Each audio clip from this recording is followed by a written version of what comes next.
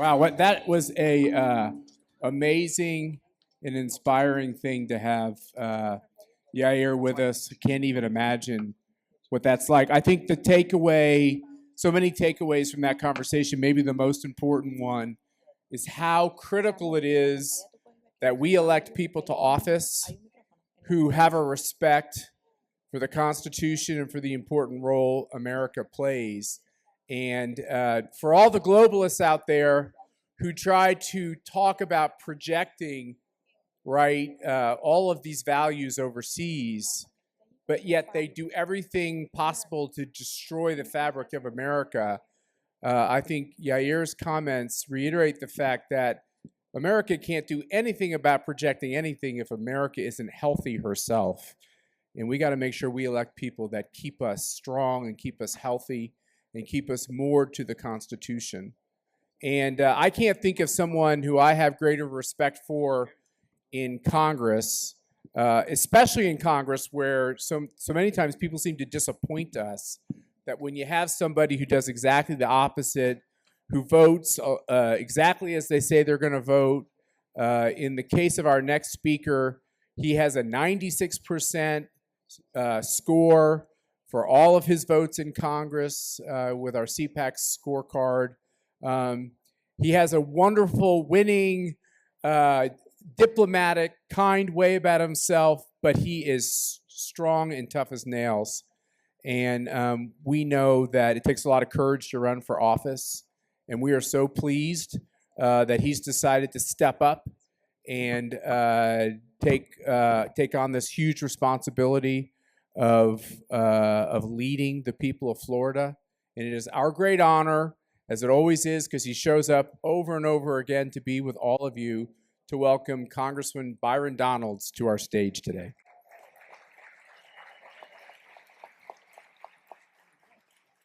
Matt said that I have a very kind and diplomatic way about me. We're not going to start the speech that way. What we're going to talk about is what's happening in New York City right now. You see, the Democrats have lost their minds.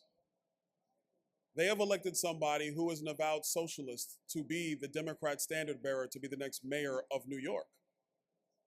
And when you see this occur in what is my former home city, what it tells you is that now is the time for people to choose conservatism. This is the time for them to choose constitutionalism. It is the time for them to choose free markets. We cannot give an inch. We cannot let up for one single moment, because the crazy, radical, socialist, democratic left, they will never give in. They are going to stay to the ideas that have failed time and time again. They will stay focused on ideas like government-run supermarkets, which have failed in every society ever tried. When you do something silly like that, poor people, they are the ones that suffer the most. They're the ones that don't get food as they need it. They're definitely not getting healthy food. They don't get enough. People start rationing, because what we already know in the United States, it has been proven, is that government does not have the ability to provide. It only has the ability to take away. It does not have the ability to let you flourish. It only has the ability to put its boot on your neck. So as a conservative and as a Republican member of Congress, we have to make sure that people know the truth. And the truth is simple. The only way for people to thrive is when you elect people who are committed to the principles of individual liberty, those who are committed to the U.S. Constitution, those who are committed to free markets. And they're not going to run around on their Instagrams coming up with cheap, silly videos talking about how they can make life better when they've never had a job.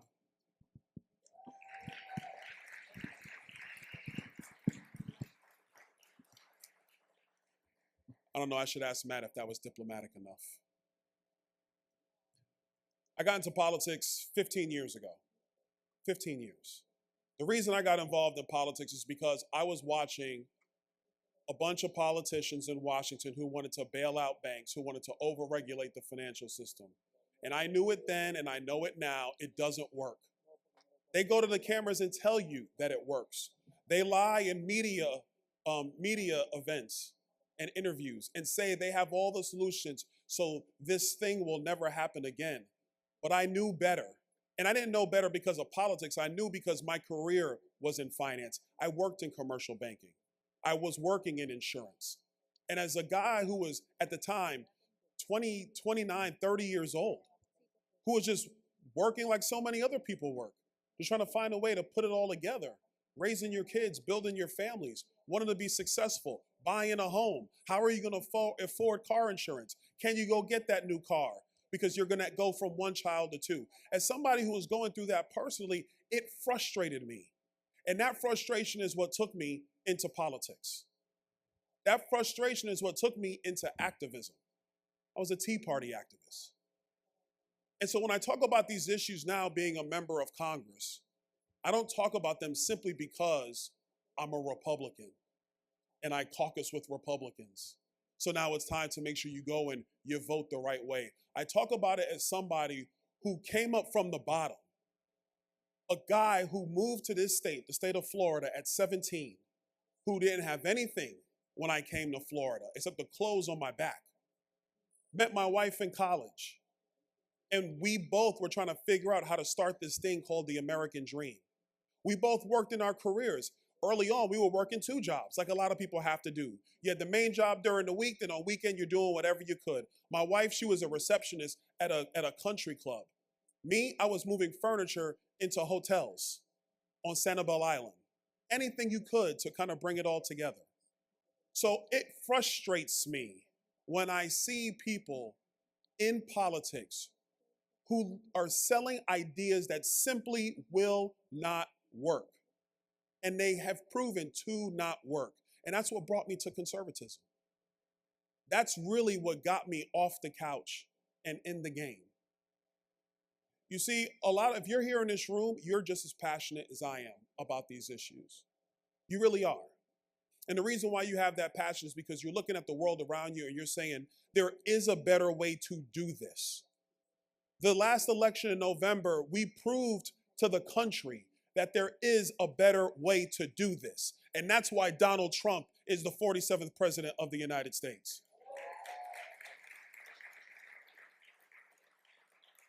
I mean, could you imagine if Kamala won? Could you imagine? We would still have inflation. Our borders would still be wide open. Law enforcement would still be under the thumb of a radical administration. Our economy would be stagnant. The Iranians would be on the move. The Russians would be on the move. They would see weakness in the president of the United States. That's what would have happened if Kamala Harris won. That's what's at stake in every one of these elections. But what have we seen over the last 170 days of Donald Trump being president? The border secured, our economy growing, inflation going down, regulations being cut, men out of women's sports, except in like California and Maine, and they're just crazy. We've seen a Supreme Court stand up and do the right thing. We've seen the world respond to peace through strength. All the experts, so-called experts in foreign policy would tell you that there was no way to bring the Iranian nuclear program to an end. They would say it would only take boots on the ground to do it. But that's not what happened. 1, we stood by our ally in Israel. And then 2, when the opportunity came, President Trump made the right decision, the tactical decision, the hard decision to blow up those nuclear facilities. When it happened, people said, oh my gosh, this is going to be the start of World War III. But I'm telling you, what we really saw is that when good people stand strong, when good people stand for what is right and what is just, when they ignore naysayers and they ignore the negativity, even when they're being yelled at, what happens is the rest of the world takes notice. They respond to true leadership. And what we are seeing in Washington is the beginning of the end of the old radical Democrat way of running the United States of America.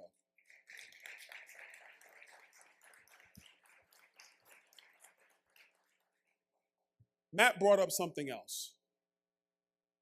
President Trump, he is somebody that I got a chance to know very, very well.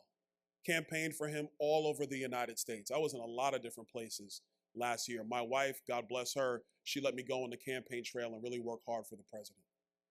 And one of the things that he asked me about was the future. What was I going to do next? And I told him a couple times, you know, I'm thinking about running for governor, but let's not get too much into that. We have to get you elected. And he said, yeah, you're right. We got to get me elected. That matters more. But a couple of months ago, President Trump endorsed me to be the next governor of Florida.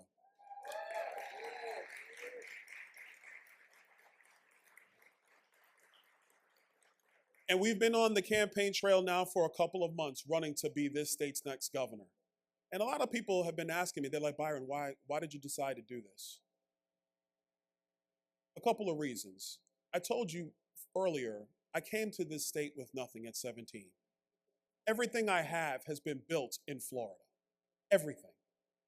I owe so much of my success to a state that has allowed not just me to thrive, but my wife to thrive, but allows everybody to thrive. I'm a black kid from the inner city of New York, Brooklyn, New York, if you're from there. Yeah, there you go. My man, Brooklyn, New York. And so I built everything here. Two, I served in the state legislature, and I saw working in Tallahassee with a lot of my colleagues at the time is that we are committed, Republicans are committed to a better way of running government, a better way of life, and actually doing that consistently over time. We've been blessed with great leadership in this state. Governor DeSantis has been a great leader for our state. Before him, Governor Rick Scott, another great leader of our state. But Florida, unlike other states, we believe in term limits. We believe that you come in, you do a job, and then it's time for somebody else. And so, yes, Governor DeSantis is terming out. So you ask me why, I tell you, I want to make sure that the Florida that you have come to know, the Florida that whether you're Puerto Rican or Cuban or Venezuelan or Chilean, and you've decided to come to this state, you've made a home in this state, you've built businesses in this state, you're raising kids in our state, you feel safe in our state, that is the Florida that is going to remain. Florida will continue to be the free state of Florida.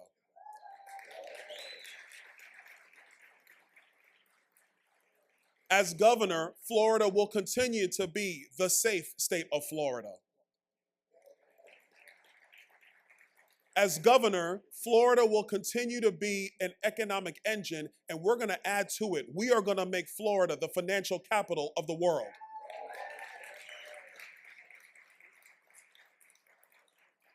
And we're going to do it based upon common sense economic principles. We are going to do it based upon conservative principles and conservative philosophy.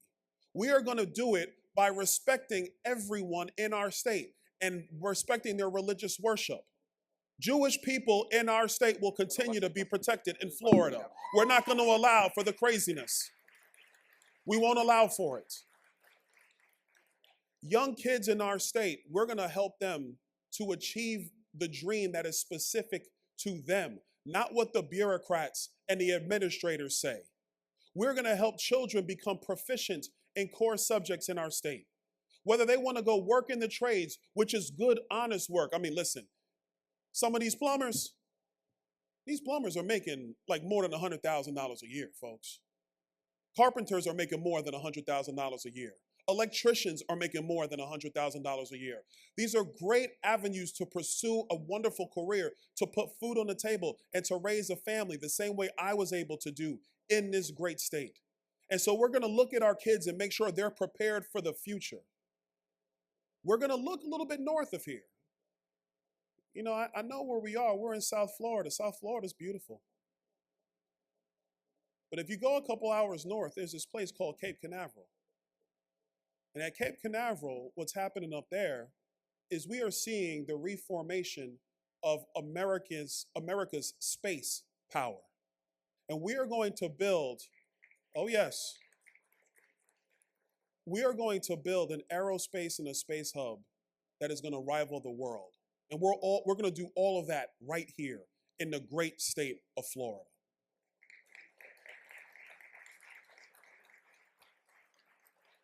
But the last thing, and this is for people who are in New York or in Chicago, they're in California. If you're sick and tired of the craziness, if you're sick and tired of terrible leadership that watches riots get out of control and doesn't protect small businesses, if you're tired of your kids being indoctrinated, if you're tired of them trying to tell you that little girls can be boys and little boys can be girls, if you're tired of overtaxation and if you're tired of overregulation, if you're tired of just the stupidity, there's a place for you, and that place is Florida.